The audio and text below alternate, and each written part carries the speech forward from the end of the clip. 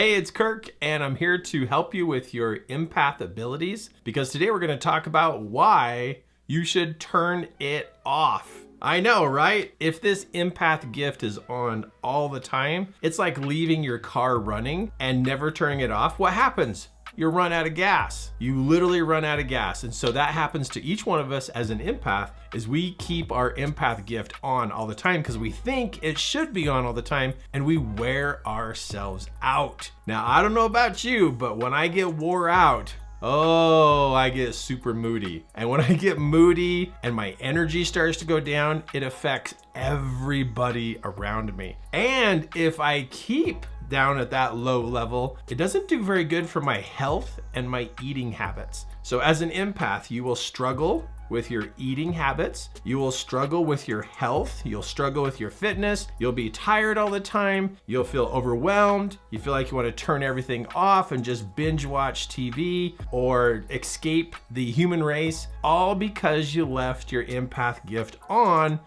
for too long. Now, most empaths don't know how to turn off their empath abilities. But Kirk, you can't do that. Yes, you can. Actually, you can, because over the last 18 years of teaching seminars, I would be up on stage for 3 days, for 10 hours, using my empath abilities to connect to the audience. And we're talking like 1,000-person audience every single month. That's a lot of people to tune into. So when I would come home, I would need to turn off my empath ability so that I can rejuvenate, so I can heal, so I can be able to go through the process of building back my energy. So I've had to learn how to turn it off so that I can just be calm for a while and not be in tune to everybody all the time about everything. So the more empaths I talk to about their ability to turn it off, they usually are quite shocked because they're like, what? You can turn this off? And I'm like, yeah, you can. Okay, now imagine this. Okay, so right here, just imagine a circle with a stick figure inside. That circle around you is your personal space. And as an empath, what happens to that personal space is that there's a lot of incoming information from other people. And when your empath gift is on, all of that incoming information coming from all different directions, from all different people, from your neighbors, from your friends, from the people you walked by in the grocery store, all that information crosses into that circle, which now it's inside your personal space. When your energy is up and you're doing good and you're alert and you're awake, you can sort all that information. You can handle all that information. But what happens is as your empath gift is on for a long time, that inside space, inside that circle around you, gets really cluttered up with a lot of random information from people. And the more cluttered, you begin to be a person with clutter. Your house starts getting cluttered. Your office gets cluttered. Your personal space gets cluttered. Your closet gets cluttered. You don't put things away. Things start to stack up and then it gets messy. And now your inside of your personal space is messy. Now the outside of your personal space is messy and now you're trapped. And how did you get here? You left your empath gift on 24/7. You have to be able to turn it off. Now I'm going to teach you how to turn it off, but you got to see that an empath gift that's on all the time is not a good thing. You want to learn the ability of turning on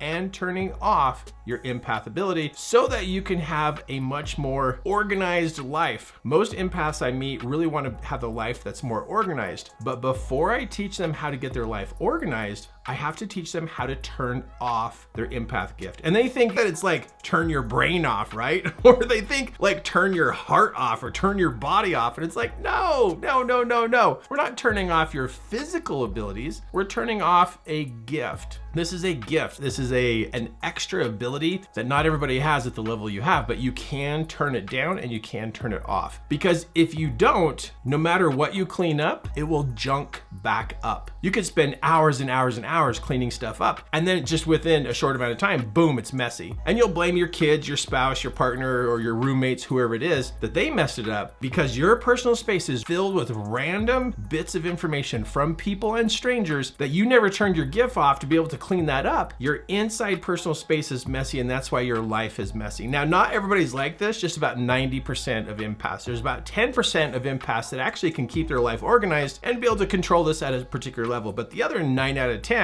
struggle. So if this is you, I'm talking to you. You get to clean up your life by tuning down, turning off your gift, and giving yourself a break so that you can clean up your personal space and clean up what's going on around you. Okay, so how do you turn the empath gift off? How do you do that? Like, is there a switch somewhere? Is there a plug you pull? Is there some kind of button you push to be able to turn this off? That would be nice, right? Okay, so you have to train your brain to disconnect. So there's two things you gotta do. So you take a stick figure, right? And you draw a circle around it. Poof, look, a circle with a stick figure inside. And what you do is you draw a picture of arrows coming to this circle with the stick figure inside. And then you draw the arrows touching the circle. Then you draw arrows ricocheting or bouncing off your personal space. What you're doing is you're giving your brain a visual. You have to give your brain a visual of what off looks like. Because if you tell your brain just turn it off, it doesn't know what to turn off. He doesn't know what to block or what to stop. So this picture with a circle with a stick figure with the arrows coming at it, bouncing off, now you need to put over the top of that, empath ability turned off. That's what you write at the top. Empath ability turned off, and then you give your brain the visual. So you're giving it the verbal with the words, and you're giving it the visual. Now, if I were you, I would post this on your mirror. So every day you can practice. I can turn on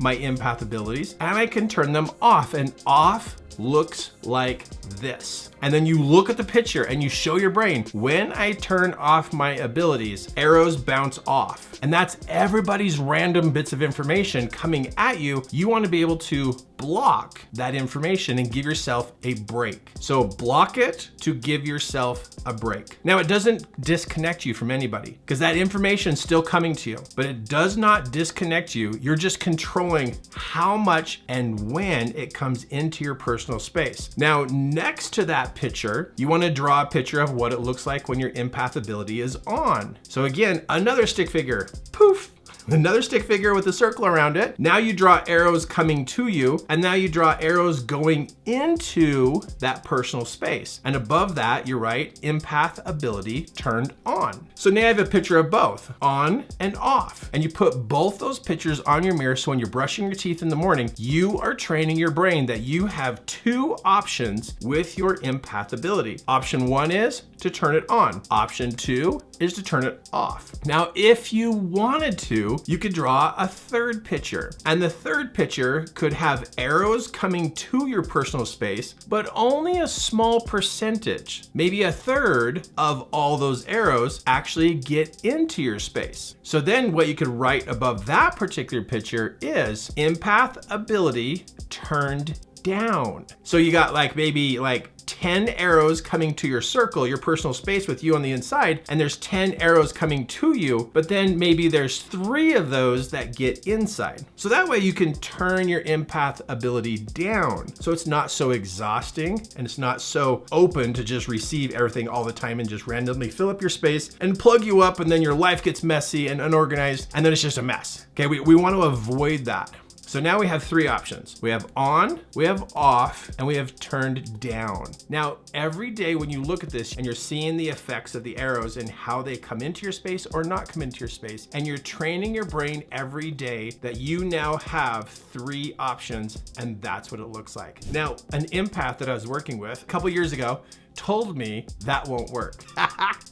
And I said, how do you know? And they said, well, it's not gonna work. And I said, have you tried it? And they said, no, I haven't tried it. I go, well, then you don't know if it's gonna work or not. And they said, well, I can just tell it won't work. And I said, actually, what you're telling me is you lack self-control. That's what you're telling me. Because if we can teach our brain how to tie a shoe by looking at the shoelaces, and we look at what we're doing and we practice it every day, we look at what's going on, we hear instructions from other people, the brain can learn how to do something it's never done before. If we can teach our brain how to ride a bike or how to drive a car or how to walk, the brain can learn how to do things. It can learn. Now, if anybody that you go to pass pass this on to is like, I don't think this will work. What they're actually saying is, I don't want to practice, I don't want to try, and I'm a bit lazy. I'm just lazy. They're just lazy. And they're just gonna struggle. And they're gonna go look for some other antidote, some other way to fix their problem in their life because their life is messy, it's unorganized, they have difficulties with their relationships, they're always tired, they're sick, they overeat, they eat the wrong stuff. And why is that? Is because they don't have off and they don't have turned down. I see a lot of empaths that struggle because they don't manage their gift. They don't use it in a way that it actually can be throttled up or throttled down. Turn on, turn off. Now again, the reason why I know this is because I had to figure this out or I was gonna become overwhelmed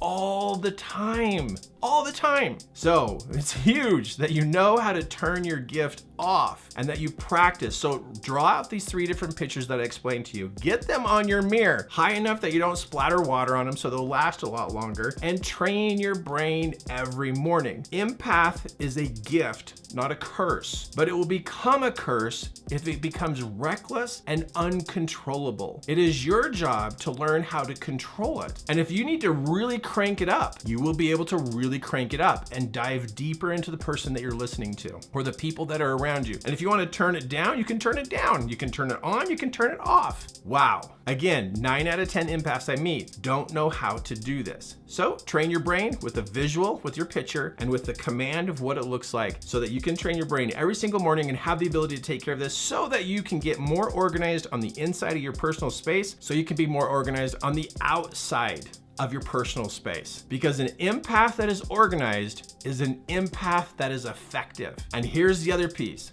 An empath that is organized is more accurate in what they do, in how they read people, how they're in tune to people, how they sense things. How could a messy empath, messy in their life, messy in their stuff, messy in their heart, their mind, their body, their personal space, everything in their room, their house, how could they ever be at the top level of being accurate? They can't. Maybe they're 70% accurate, but they could be better. So this is not just for fun, this is for accuracy and sanity, to be able to keep your empath gift in your control. And it's your job to train your brain how to turn it on, how to turn it off, turn it up, turn it down. And I just showed you how to get started with this. The more you practice, the better you get, and the better you get, the sooner you can control it. Beautiful. I love training. I love helping you because I want to help you be the best coach you've ever been and be the best human being ever with this empath gift, because it is an absolute beautiful gift to have, to be in tune to people and to help people wherever you go. And my job is to help you be better at how you help other people. That's my job. So stay close, watch the next video, and I'll continue to train you and help you. All right,